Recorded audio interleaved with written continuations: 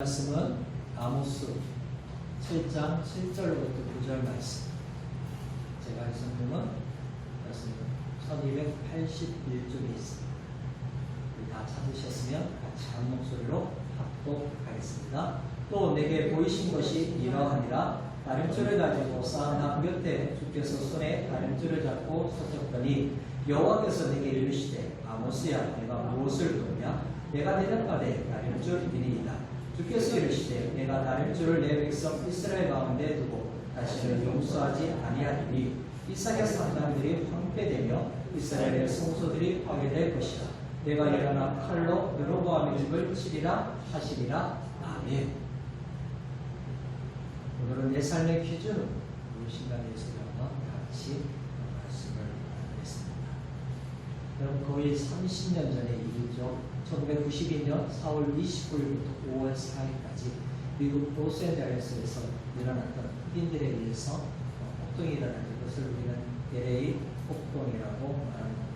그럼 사진을 한번 보시면은 흑인뿐만 아니라 히스패닉의 미국인들도 같이 참여해서 인종차별에 대한 심각한 문제가 무엇인가 보여준 사건이기도 합니다. 여러분, 6일 동안 폭동을 해서 58명이 죽었고요. 그 다음에 300명이 부상했고, 체포된 사람만 13,000명이 넘는 정도로 많은 사람들이 가담됐죠. 그럼 한인 사회도 많은 피해를 입었습니다. 평소에 이 흑인과 많은 갈등이 있었기 때문에 2,300의 상점이 파괴되는 그런 일들이 일어났습니다. 여러분, 자녀에게 새로운 꿈을 주기 위해서 정말 먼 낯선 땅 한국에 가서 정말 열심히 살았죠. 대부분에서 박수, 마트 이런 것들을 하면서 힘들게 삶의 터전을 바꿔왔는데 저 폭동을 해서 한순간에 무너지는 그런 상황으로 처해진 것입니다.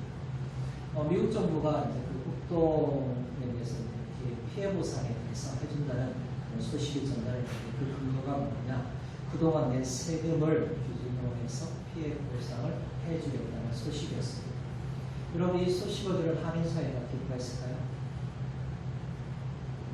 지금도 대부분 마찬가지입니다. 어떻게 하면 세금을 적게 낼까? 이런 고민을 많이 하고 있는데, 이민 갔다 해서 그분들의 생각이 사고가 달라지겠어요? 똑같겠죠.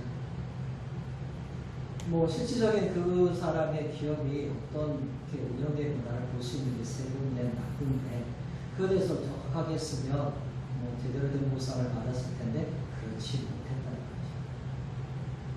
대부분 많은 한인들이 정확한 정직한 세금 납부를 하지 않았다는 거예요.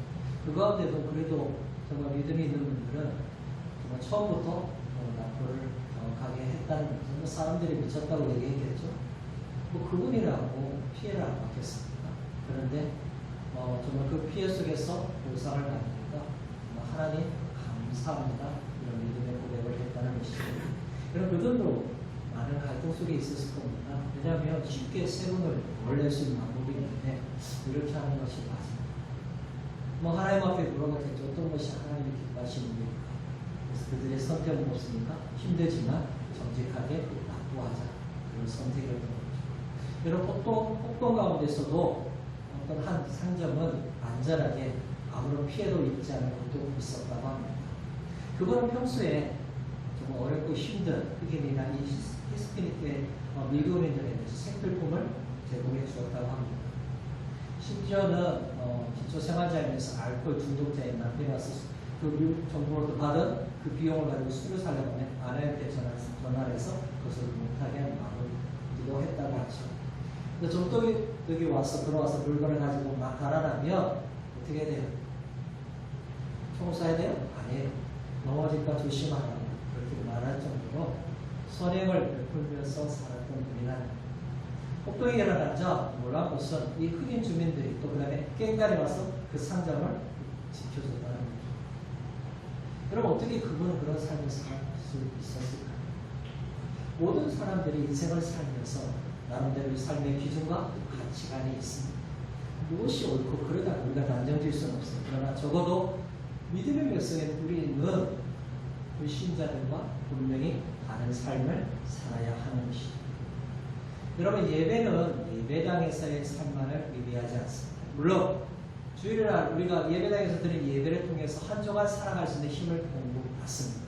여러분, 예배를 통해서 이 한 주간 살아갈 수 있는 힘을 공급받아야만이 우리가 한 주간 말씀을 붙들고 기도하면서 한 주간 걸 믿음으로 승리할 수 있는 것이죠. 그럼 지난 주까지 우리가 새벽 기도 시간마다 보았던 아모스 말씀 가운데 오늘 본문을 좀 같이 더 좀 살펴보려고 오늘 본문을 선택했습니다. 우리 인생의 삶의 기준이 무엇이며 우리가 어떻게 살 것인가, 우리가 깊이 우리 자신을 돌아봤으면 좋겠습니다. 영목적인 그리스도인이 아니라 실제적으로 믿음으로 행동하는 그리스도로 회복되는 은혜가 있기를 주님의 이름으로 축복합니다. 아멘. 우리 첫 번째로 내 삶의 기준은 내가 아닌 하나님께 있습니다. 여러분, 내 삶의 기준이 어디로부터 오는지 7절 우리 다시 한번 읽어보겠습니다. 7절입니다. 또 내게 보이신 것이 이러하니라. 나림줄을 가지고 싸운 남 곁에 주께서 손에 나림줄을 잡고 서셨더니 아멘. 아모스의 5 환상 가운데 오늘 보여주기는 환상은 나림줄 환상입니다. 세 번째죠. 여러분, 6장에서는 아모스는 이스라엘의 멸망에 대한 메시지를 선포합니다. 7장에 와서는 하나님의 그 심판이 어떤 모습으로 다가온가 환상을 통해서 하나님이 아모스에게 보여주시고 있습니다. 여러분, 첫 번째 환상은 메뚜기 환상이고 두 번째 환상은 불의 환상입니다. 여러분, 메뚜기 환상, 메뚜기가 때로 몰려와요. 우리는 직접적인 그런 피해를 경험해 보지 못해서 그것이 얼마나 심각한가를 알지 못하죠.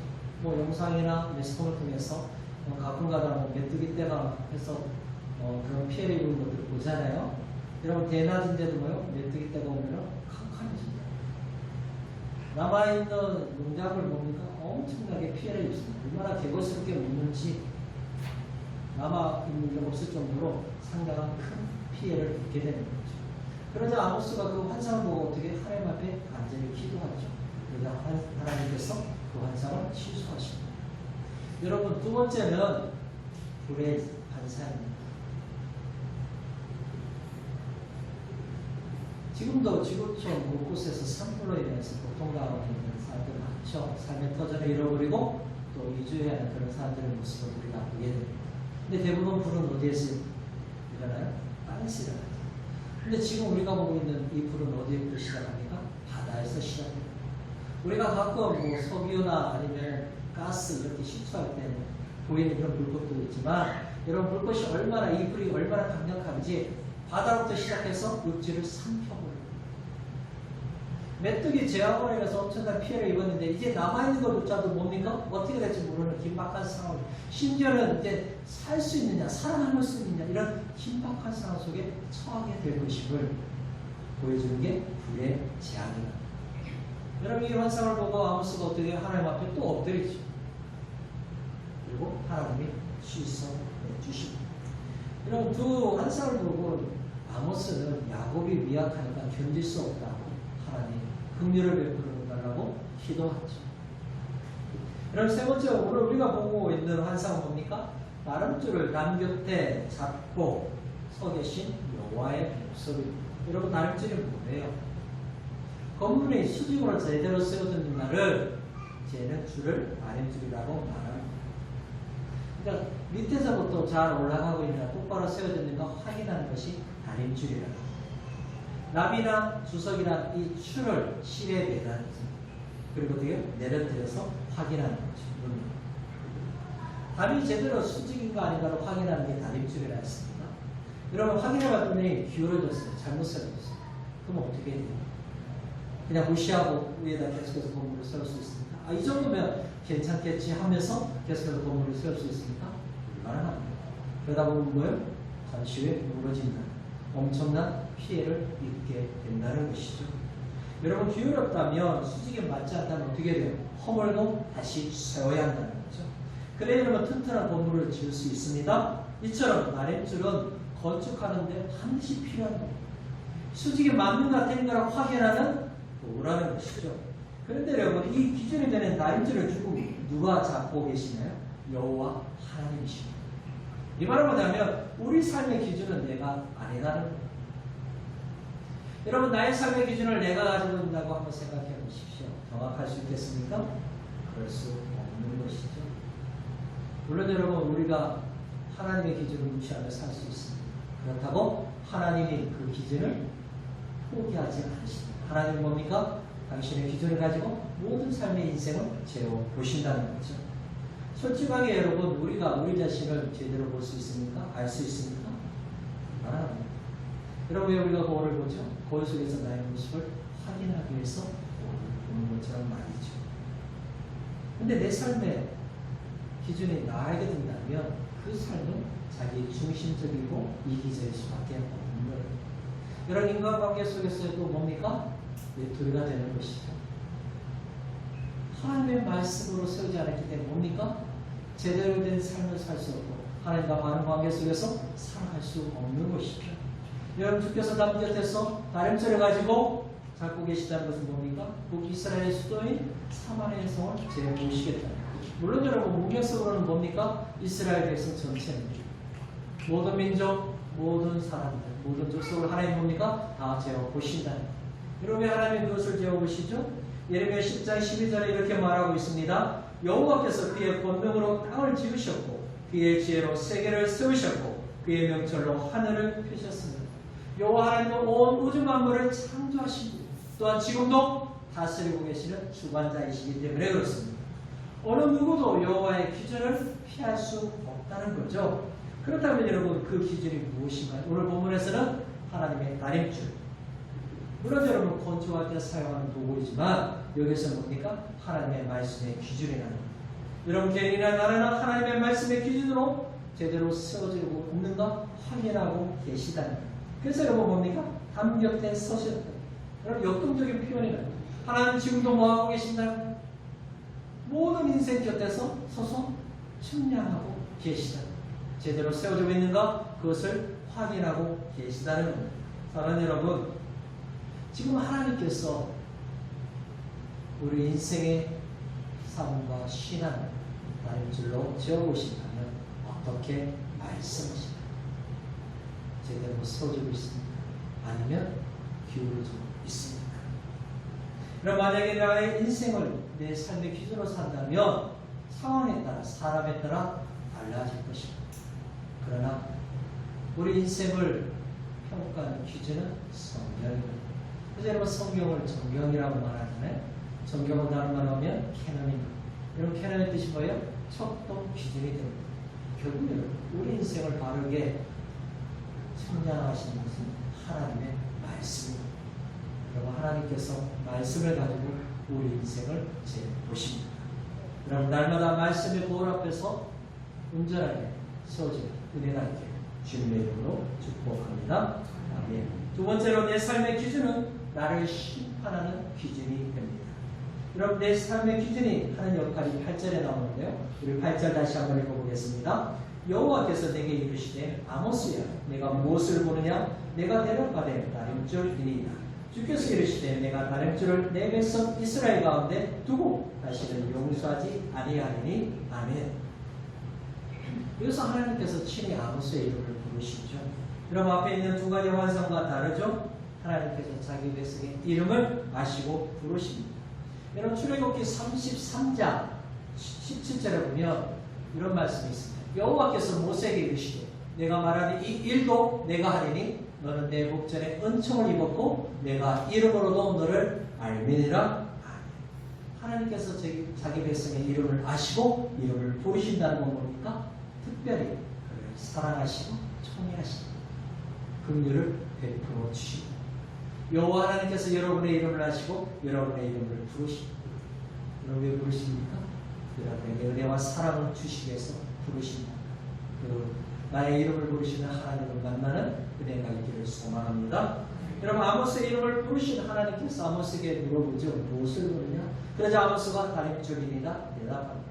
그러자 하나님께서 7장에 상징적으로 보여주셨던 그 모습에 대해서 해석해주고 있습니다. 여러분, 다림줄로 내 백성을 이스라엘 가운데 두고 다시는 용서하지 않겠다고 말씀하시죠. 하나님의 다림줄로 측량해 봤습니다. 그랬더니 뭡니까? 잘못되었다. 여러분, 그 잘못되었다는 것은 사마리아 성이 기울었다는 의미가 아니에요. 만약에 여러분 사마리아 성이 기울었다면 아수르에서 침략을 받았을 때 3년 동안 버티지 못했다는 거예요. 여러분, 그들이 보기에 사마리아 성은 천연 요새 견고하다는, 그러나 하나님의 기준으로 봤을 때 그 구성은 뭡니까? 잘못 세워졌다는 것이죠. 여러분, 하나님의 기준은 모든 인생을 판단하는 기준이 됩니다. 하나님께서 북이스라엘 사람들의 신앙과 삶을 뭡니까? 당신의 기준인 다림줄로 재어 보셨다는 거예요. 그런데 그들의 신앙과 삶이 엉터리입니다. 여러분, 신앙의 엉터리인데 삶이 제대로 살 수 있습니까? 불가능합니다.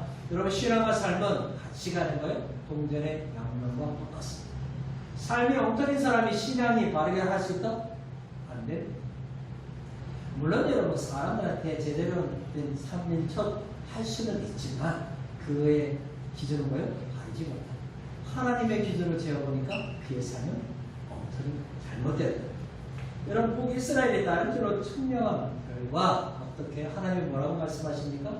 그들의 신앙과 삶이 잘못되었기 때문에 하나님이 심판하시겠다. 하나님의 진노를 받을 수밖에 없는 그런 상태로 놓여져 있음을 말하고 있습니다. 여러분, 거기에는 어떤 핑계와 이유도 돼서 시간이 없었습니다. 나중에 상황이 좋으면 잘해보려고 그렇게 할 수 없다는 것.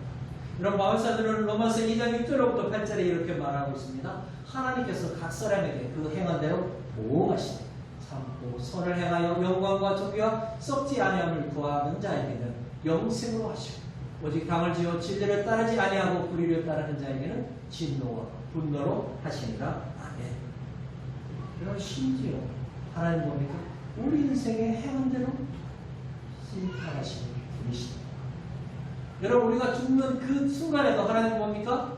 당신의 기준으로 판단하시는 분이심을 우리에게 말해주고 있죠. 히브리서 9장 27절에 뭐라고 말하고 있습니까? 한 번 죽는 것은 사람에게 정해진 것이요 그 외에는 심판이 있습니다.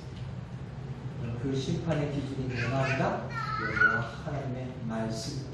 그래서 여러분, 모든 인생을 살아있을 때나 또 죽은 순간에도 하나님의 말씀의 기준으로 판단을 받게 된다는 것이죠.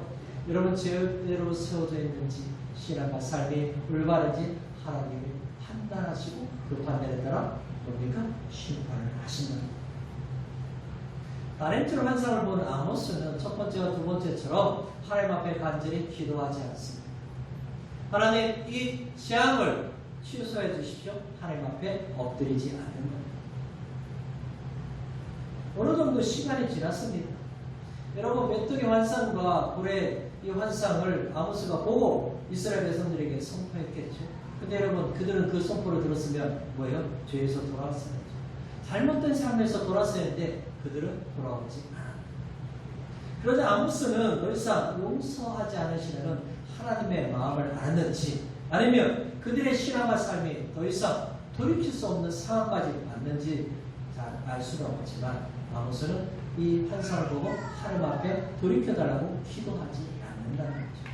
여러분, 분명한 것은 무엇입니까? 아모스도 이 환상을 보고 하나님께서 이 환상은, 이 재앙은 반드시 행하셔야 함을 아모스도 인정했다는 거죠.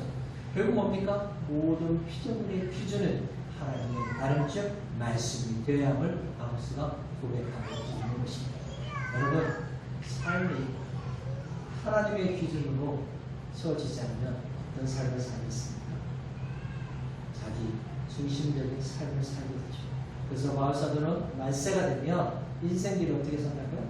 자기를 사랑하고 돈을 사랑하고 자기 중심적인 삶을 살게 된다고 우리에게 경고하고 있는 것입니다. 여러분, 하나님의 기준으로 심판이 선포될 때 아모스가 그 메시지를 전달했을 때 북이스라엘은 그대로 30년 동안 6명의 왕이 바뀌는 피비린내 나는 역사가 계속해서 반복됩니다. 마침내 BC 722년 아시리아 제국에 의해서 북이스라엘은 멸망을 당하게 됩니다. 사랑하는 여러분, 내 삶의 기준인 여호와의 말씀이 나를 판단하십니다. 정확히 무엇이 잘못되어 무엇이 기울었는가 보시고 우리를 판단하십니다. 여러분, 불실공사로 인해서 무너진 건물, 무너진 다리를 우리는 보았습니다. 너무나 큰 많은 사람들이 죽었습니다. 큰 피해를 입었습니다. 다른쪽으로 제 본인 신앙과 인생이 엉터리입니다. 하나님의 특별한 은혜가 여기 있습니다. 예수 그리스도를 인격적으로 만난 믿음의 백성을 향해서 하나님이 어떻게 하신가? 고난과 환경을 통해서 다시 세우십니다. 사랑의 면을 주신다는 거죠. 왜 그렇게 하십니까? 그대로 살면 그 인생은 멸망하기 때문에 그렇습니다. 당신의 사랑하는 독생자 예수 그리스도를 피로 합주고 사는 인생이기 때문에 하나님이 허물고 다시 세우신다는 거죠. 여러분, 내 삶의 기준이 나의 인생을 판단합니다. 최종적인 평가를 한다는 걸 기억하시고 하나님의 말씀으로 회복되는 은혜가 있기를 주님의 이름으로 축복합니다. 아멘. 마지막으로 내 삶의 기준은 헛된 것들을 무너뜨립니다. 여러분, 내 삶의 기준의 결과가 어떤지 9절 다시 한번 읽겠습니다. 이삭의 산당들이 황폐되며 이스라엘의 성소들이 파괴될 것이다. 내가 일어나 칼로 여로보암의 집을 치리라 하시니라. 아멘. 여러분, 하나님의 기준으로 북이스라엘 제국이 무너뜨리는 신앙과 삶이 기울어졌어요. 그래서 하나님 어떻게 무너뜨리시겠다 말씀이십니다. 여러분, 기울어진 것, 기초가 잘못된 것은 고수하는 게 아니에요. 어떻게 돼요? 다 허물고 다시 세워야 되는 것이죠. 그럼 9절에 이삭의 산당들이 나오죠. 정확하게 어딘지는 알 수 없습니다. 이삭의 산당들은 이스라엘의 성소들과 대포를 이룹니다. 여러분, 이스라엘의 성소들 대표적인 게 어디입니까? 베델이죠. 단입니다. 길갈입니다. 여러분, 가짜일수록 그럴싸한 이름을 붙이잖아요. 이삭의 산당. 우리나라도 보십시오. 뭐가 많이 붙어요? 원적, 참, 진짜. 뭐 주유소를 가도 음식점을 가도 원조래요. 3일에 진짜예요. 그 말을 듣면 우리 사회에 속이는 게 너무나 많이 있다는 거죠. 그 사람들이 원조 진짜 참하면 그래도 이것이 정말 진짜인가? 있지 않겠는가? 이런 마음으로 우리가 그 이름을 붙인다는 거죠. 여러분, 이삭의 산당은 결국 뭡니까? 이삭의 이름대로 웃음의 산당인데요. 한마디로 말하면 뭡니까? 엉터리라는 거예요. 가짜라는 거예요. 웃음거리가 되는 산당들, 이렇게 말하면 되는 거죠. 여러분, 그것은 뭐로 말합니까? 잘못됐다. 하나님의 반드시 뭡니까? 심판하십니다. 그러니까 언어 유의라는 거죠.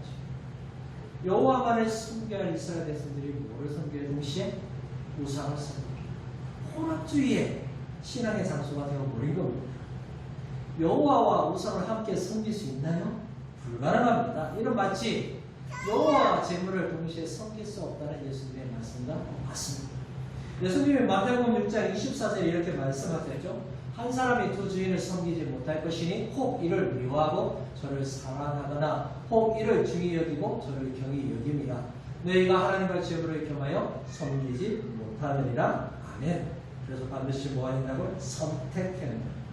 근데 이스라엘 백성들은 그렇게 하지 않았습니다. 왜 하나님을 완전하게 떠나지 못하죠? 하나님 앞에 뭔가 제사를 드리고 하나님을 붙들지 않으면 뭔가 찝찝합니다. 뭔가 하나님으로부터 벌을 받지 않을까? 이런 두려움이 있으니까 뭡니까? 한 발은 살짝 하나님 앞에 딱 걸쳐둡니다. 삶이 신앙이 엉터리다 보니까 삶에 뭐가요? 하나님의 복이 임하시는 거예요. 그러니까 힘들죠. 그러다 보니까 뭐예요? 우상한테 가서 비는 거예요. 여러분, 우상은 자기 부인이 필요 없는 거예요. 하나님의 말씀으로 자신의 삶을 가꿀 필요가 없는 거예요. 그저 자기 욕망대로 우상한테 빌면 되는 거예요. 그러니까 너무 편하죠. 그런데 예수님이 제자들에게 제자가 되는 건 뭐라고 말씀하셨어요? 마태복음 16장 24절에 이렇게 말씀하고 있습니다.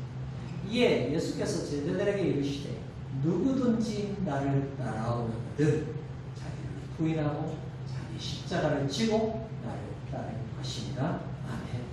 자기 부인이 없는 삶, 예수님의 제자가 될 수 없습니다.